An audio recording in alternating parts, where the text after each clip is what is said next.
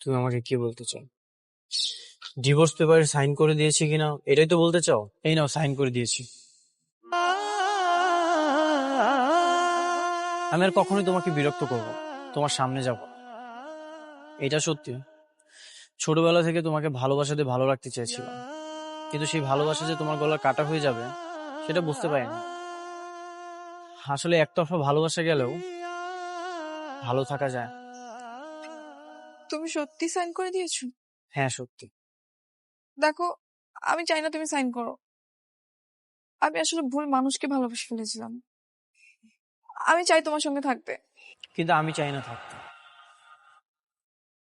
আমি এমন একজনকে চেয়েছিলাম যে আমার মতো করে আমাকে ভালোবাসবে। আমি জানি তোমার ভালোবাসার মানুষ তোমাকে তাড়িয়ে দিয়েছে। আমি কারো অপশনে থাকতে চাই না।